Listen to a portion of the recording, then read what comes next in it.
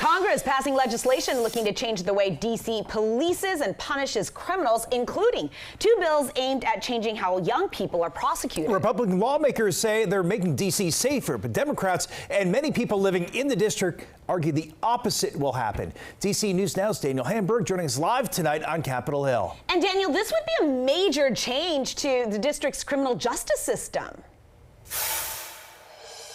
It would be, Susan and Chris. House Republicans are clearly building on the momentum from President Trump's takeover. They say they are doing their jobs in overseeing the district, but people who live here say there's too much going on and it's a bit of an overreach.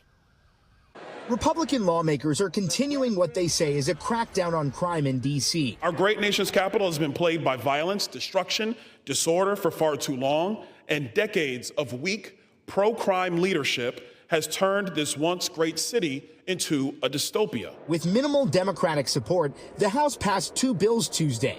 One lowers the age that kids can be tried as adults in serious cases from 16 to 14. Yeah, I don't think that 14-year-olds should be tried as adults. I don't think that's fair.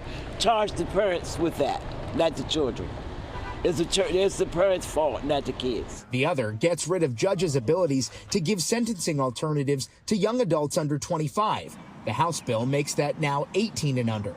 D.C. Delegate Eleanor Holmes Norton says the bills are an attack on D.C.'s autonomy. Over 700,000 D.C. residents, the majority of whom are black and brown, are capable and worthy of governing themselves. On Wednesday, the House considers another bill that would change D.C. police chase policy, requiring officers to engage in car chases unless there's unacceptable risk to others. The common denominator is some minor, typically nonviolent offense has led to now what we're talking about in a deadly police maneuver. It was nearly 5 years ago when D.C. police chased Karan Hilton Brown, who was riding a moped on a sidewalk. When he exited an alley, he was hit and killed by another car.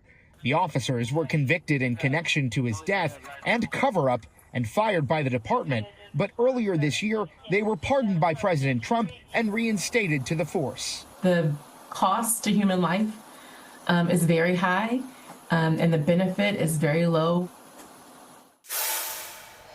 Also being considered by the House is eliminating the Judicial Nomination Commission, which would take D.C. residents out of being able to help select D.C. judges. All of these bills will have to go to the Senate after they pass through the House, where their fate is uncertain. We're live on Capitol Hill. Daniel Hamburg, D.C. News Now.